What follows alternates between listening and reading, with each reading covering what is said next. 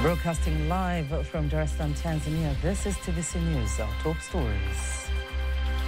Today is World Kidney Day. Where does Tanzania stand? Say most of the regional hospitals have dialysis units or they're in the process of setting up dialysis units. The government declares end of the Marburg outbreak.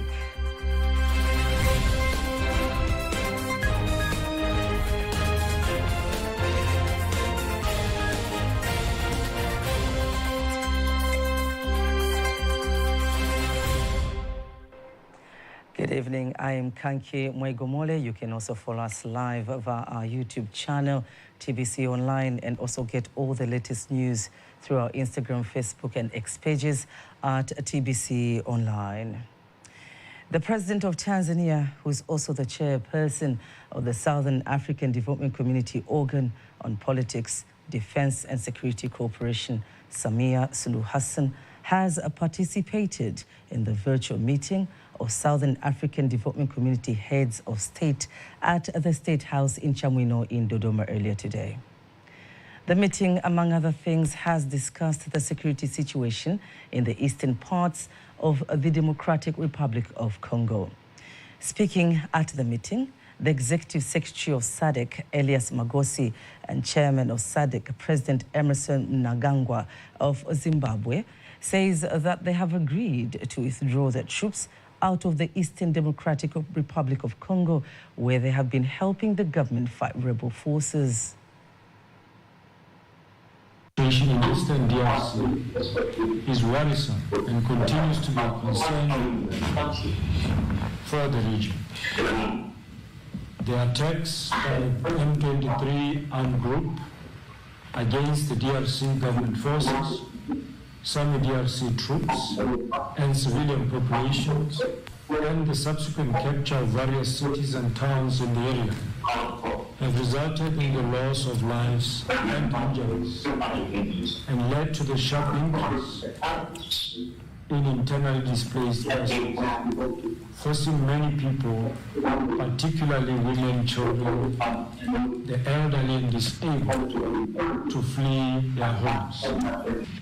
At continental and global levels, both the African Union Peace and Security Council and the United Nations Security Council, respectively, reiterated our calls for an immediate and unconditional ceasefire and cessation of hostilities.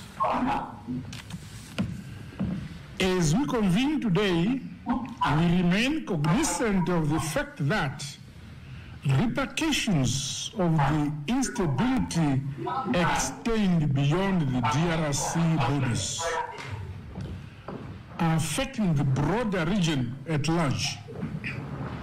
It is noteworthy that the implementation of the resolutions of the joint SADC and EC summit is now underway. Today is World Kidney Day. The day is marked annually on March 13th, and this year the theme focuses on urging everyone to early detect the conditions of their kidneys, encouraging the right means to protect their kidney. The day also advocates methods to reduce the frequency and impact of kidney diseases and its associated health problems.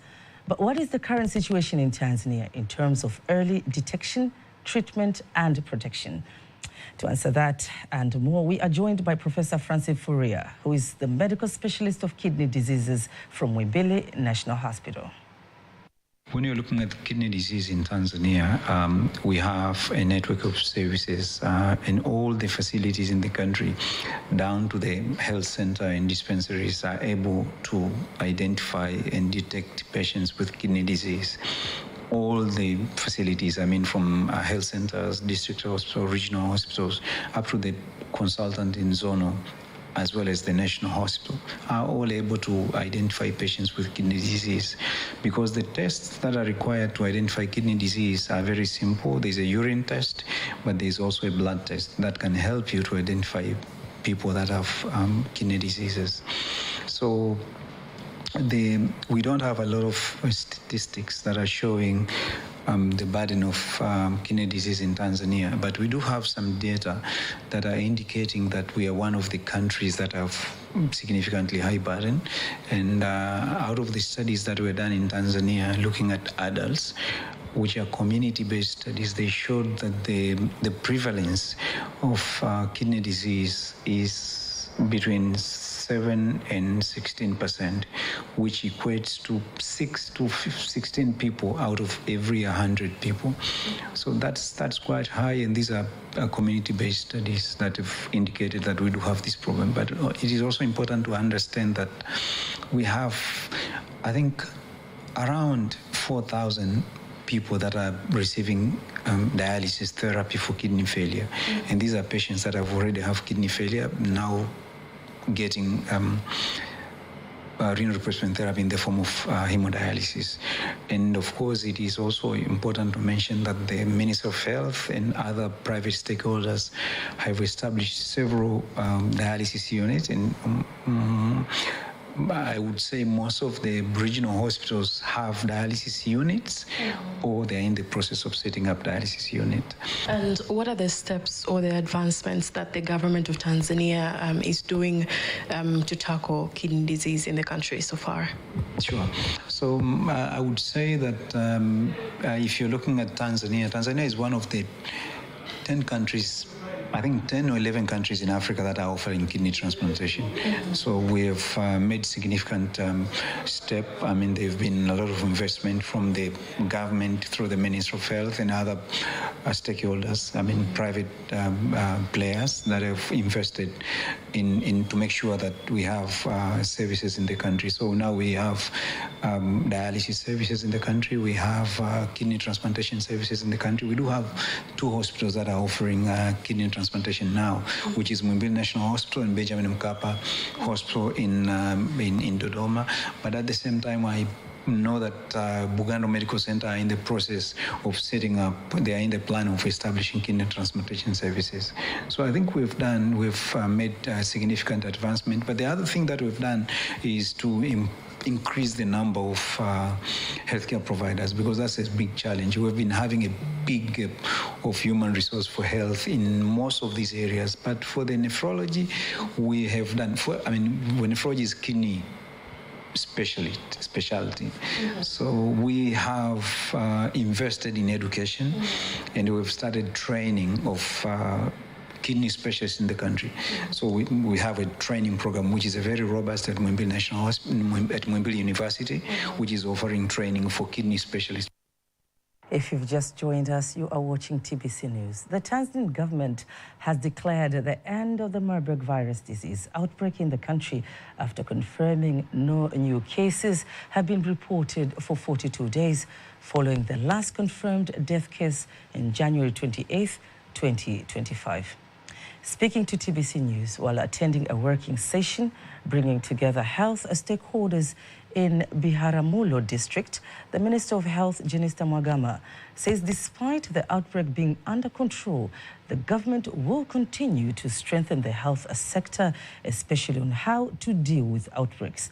Here's a report by Charles Mwebea, read by Faidha Ngaga. Leo tarehe 13 mwezi wa 3 mwaka 2025. Today, the 13th of March, 2025, and on behalf of the government and in accordance with international standards, I announce to the public that Tanzania is now free of the Marburg outbreak. Sasa Tanzania haina mlipuko wa ugonjwa wa Marburg. Government announcement from Minister of Health Jenista Mhagama on the end of the Marburg virus disease outbreak that claimed the lives of 2 people in the Biharamulo district comes during a working session involving stakeholders from the health sector aiming to set government strategy on the outbreak. As we continue to strengthen our medical equipment, we have bought 14 scanners. They give us the assurance of testing all people entering in the country.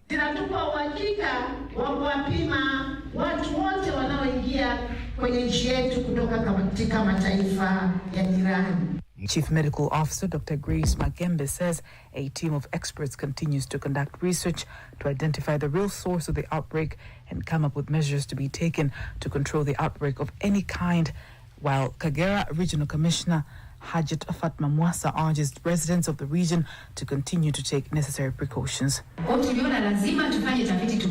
We decided to conduct research to find out the cause of the disease, and the research is ongoing, and it will help us to abstain from the disease in the future as well.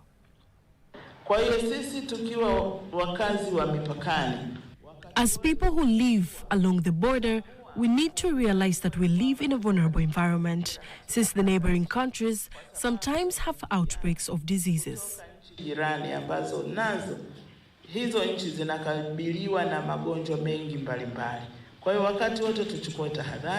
281 people were placed under quarantine after being found to have come into contact with Marburg patients, 64 of whom are health workers. The government of Japan, through the Grant Assistance for Grassroots Human Security Projects, has provided a grant of more than $140,000 for the construction of a classroom block for advanced level students at Sakura Girls Secondary School in Arusha district. Speaking at the signing ceremony in Dar es Salaam, the ambassador of Japan to Tanzania, Yoichi Mikami, highlighted Japan's commitment to supporting local communities through grassroots projects in education, health, and basic infrastructure. Faithangaga reports. Japan and Tanzania have shared bilateral ties for over 6 decades, with cooperation spanning various sectors. One of Japan's key initiatives is the Grant Assistance for Grassroots Human Security Projects, which was introduced in Tanzania in 1989. Since then, the government of Japan has undertaken 387 projects across Tanzania under this scheme, with a total funding of $28 million. Today, the ambassador of Japan to Tanzania, Yoichi Mikami, and the headmaster of Sakura Girls Secondary School, Thomas Molil, officially signed a grant contract for the construction of a classroom block for advanced level students. The project is valued at $140,103, approximately 361 million Tanzanian shillings. Today, we will sign the grant contract for this important project. Tanzania is experiencing gender imbalances in higher education, especially in science, technology, engineering, and mathematics program, where only 33.6% of the total students are female students. But on the other hand, we have a very good news. Sakura Girls Secondary School has been providing a good quality education of ordinary level for girl students, especially student scores of subjects related to science and mathematics have been outstanding. Almost all of the students there have passed the national exams of Form 4. And around 50% of the students have been qualified to proceed to advanced level of the course on science and mathematics. This is very impressive, I believe. Meanwhile, the headmaster of Sakura Girls Secondary School, Thomas Molil, emphasized that the grant will play a crucial role in expanding student enrollment and ensuring continued quality education. His remarks were echoed by the District Education Officer of Arusha, Menad Lupenza, who reaffirmed the importance of investing in girls' education. The grant we are receiving today will play a pivotal role in enhancing our educational offering by enabling Sakura Girls Secondary School to provide advanced level secondary education. Specifically, these funds will be used for construction of 4 new classrooms, a dedicated computer classroom, a small teacher's office, and essential washroom toilet facilities. The project is going to be helpful in the provision of education service in the community of Tanzania, within and outside of Arusha region. Investing in girls' and women's education is essential for not only individual development, but also the progress of communities and economies. This latest grant from the government of Japan is another significant step toward ensuring women receive quality education and greater opportunities for the future. Faitha Ngaga, TBC News. The Principal Secretary of the Ministry of Trade and Industrial Development of Zanzibar, Fatma Hamisi, calls on industries in the country to use Japanese Kaizen methods, which are designed to help to produce products at a low cost, enabling local industries to withstand the market competition. Rehema Sebabili has more details. She made the remarks in Dar es Salaam during the 9th National Kaizen Awards competition, insisting that the government has already put in place strategies to encourage more industries in the country to apply the methodology so as to boost productivity, adding that 13 regions are already using the philosophy in production activities. Methods that are used in those investment agencies help to reduce costs, at the same time increase production and quality of the products, which helps to add value in the value chain of the given agency. On the other hand, the chief representative of the JICA Tanzania office, Ara Hitosh, says the philosophy has had a positive impact on the development of the country's industries, giving an example of Kyo Limited, a company that adapted Kaizen, and it has now successfully increased production by 50% and has reduced waste by 10%, while some beneficiaries state how it has helped bring about economic transformation in their industries. Important element of the Kaizen is that a continuous approach. Usually, so we ask to set up team for the Kaizen, and then once a week or once a daily basis, they are gathering and they are discussing how they can improve the productivity. About 120 industries have been saved, and the changes have been observed. So we expect other industries will be saved in the future, and the impact will be seen through quality products, and they maybe produce the quality product and keep the environment clean and keeping the time in their production. Actually, Kaizen will help to improve and increase productivity at a work area for a new generations, for a new capacity from beginning up to high productivity. Now we increase a high productivity like syrup lines and the powder lines. The Kaizen philosophy in the country began operating in 2013, where more than 130 factories in 18 mainland regions and 5 regions in Zanzibar are applying the philosophy. Reporting from Dar es Salaam, Rehema Sebabili, TBC News. Designers in Tanzania's leather sector say the international leather design competitions and showcases organized in Africa presents a challenge to the sector to expand and establish more leather value-added industries, which in turn generate more employment and expand the country's leather goods market and globally. The remarks follows the Leather and Hide Council of America, in collaboration with the Africa Leather and Leather Products Institute, announcing the 3rd season of the Real Leather Stay Different Africa Talent, which aims to provide a platform for African designers to showcase their creativity. A program like this one, Real Leather Stay Different, is an international event, and it's bringing a lot of consumers, buyers from international markets all over the world, from Europe, from America, will be able to see how Africa is doing on the leather industry, and we will be able also to showcase our products and our potential. I think the platform, it can easily connect us with international buyers, international manufacturers. I know there is a manufacturers now in the West, they want to invest in Africa. So they can use the information that get their platform to see who they can collaborate in Africa. Instead of them come come to do a full investment, they can get into a joint venture with the African designer, African manufacturer, and move the product from where it is to the international world.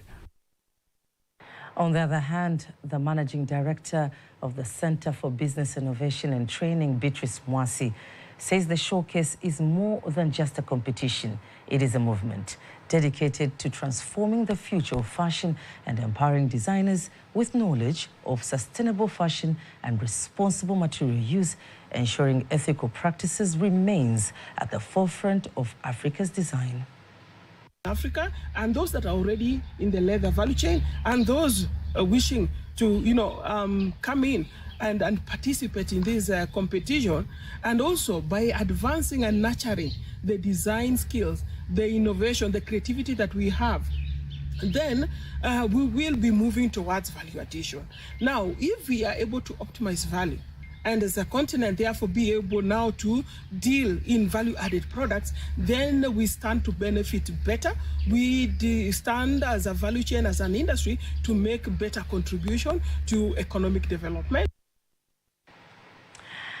The competition is scheduled to be held in December, where over the past 5 years, the campaign has engaged over 7,500 students from 720 universities across 48 countries, fostering innovation and responsible material use.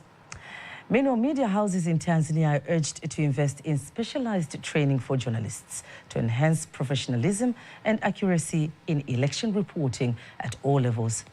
The call follows the launch of scrutiny of radio coverage of the 2024 local government elections report, which focused on radio coverage on the 2024 local government elections. Rioba Stephen attended the launch and has more details.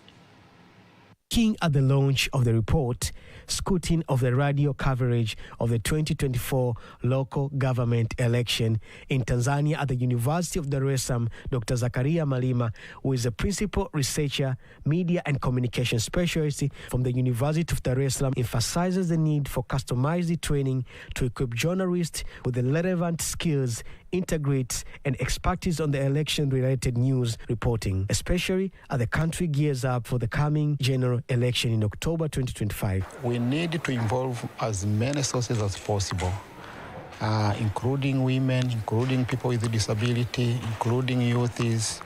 But now you can see that they're not involved in the programs and the news. So that's why we are saying we need to train journalists to see the importance of including women as sources of information, to see the importance of including people with disability as source of information, to also include the candidates, because when you are reporting about the election, the candidates are the keys. Gracing at the launch, Professor Issa Shivji notes that the report focuses mainly on a campaign coverage, overlooking other critical aspects of the electoral process. It also highlights the need for more investigative stories and call for better preparation of the 2025 yearbook to serve as a reliable education resource. When you are doing a report like that, you should take the electoral process as a whole, not just one part of it, because the report concentrated just on campaign. So by concentrating just on campaign, they missed out other things. For example, whole process of voter registration. From the time that you have this voter registration until such time as the results are publicly announced. I think there is a need of general training of our news people, and particularly in two types of journalism.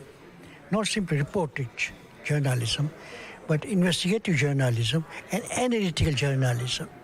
The report launch brings together media stakeholders and journalism students who share their views on the findings and the way forward.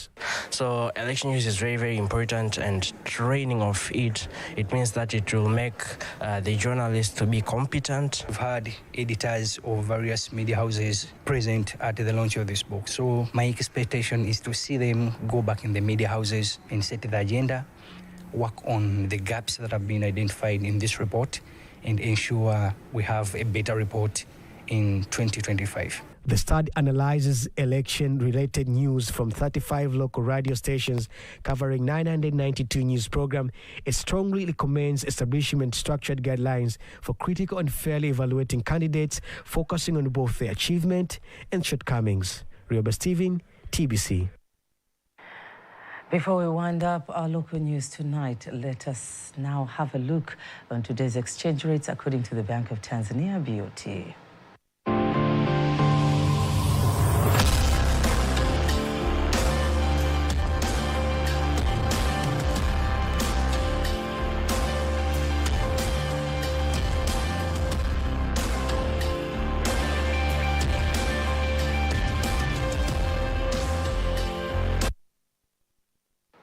Don't miss TBC News every weekday. It's now time for the international news.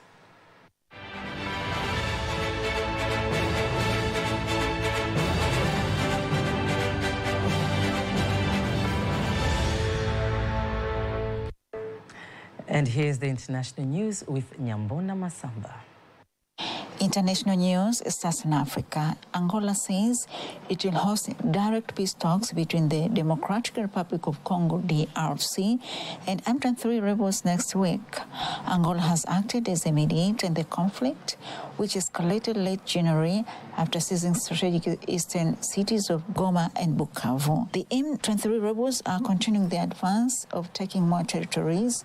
At least 7,000 people have been killed so far. Meanwhile, more than 6,000 Congolese have fled to Burundi. That is just in the last month. They have been arriving to escape the advance of M23, and they are now settling in the overcrowded stadium camp. It is the largest influx that they have seen in a decade, and they are struggling to cope with humanitarian crisis. To Asia, the bodies of 25 people who were killed during Tuesday's train attack in Pakistan have been recovered. Hundreds of passengers were taken hostage by Balochistan Liberation Army after they derailed the train near the tunnel. After hours of long standoff, security forces rescued more than 300 people. Officials say they killed at least 33 of the attackers. The separatists attacked the train on the location, which was 25 kilometers from the nearest road. Most people on board had no chance to resist such a large attack. The Balochistan Liberation Army blew up the railway track and took hostages.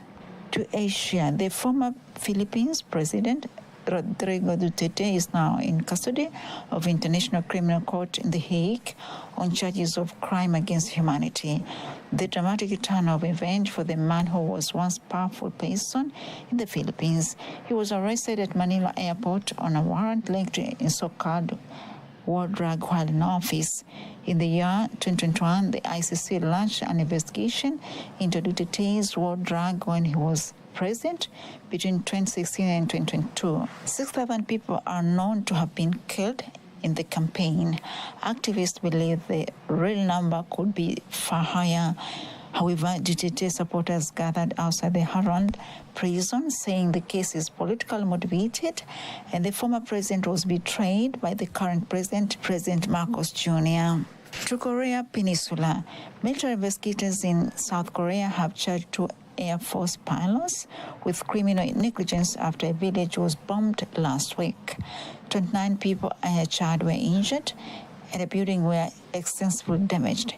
Investigators say the unguarded bomb accidentally launched during a training exercise. And police have fired tear gas, water cannon, and rubber bullet at demonstrators, including pensioners in Argentina capital, during violent protests against government hostility measures. The government has vowed to punish any lawbreakers. And that was the international news with Nyambona Masamba. Let's take a look at the weather forecast for the next 24 hours. Hello there, this is 24 Hours Weather Forecast from Tanzania Meteorological Authority. Starting from tonight, 9 p.m. The state of the lake is expected to be slight, and the state of the sea is expected to be moderate. And we expect chance of rainfall over some few areas of Ruvuma region, Mtwara, together with Lindi.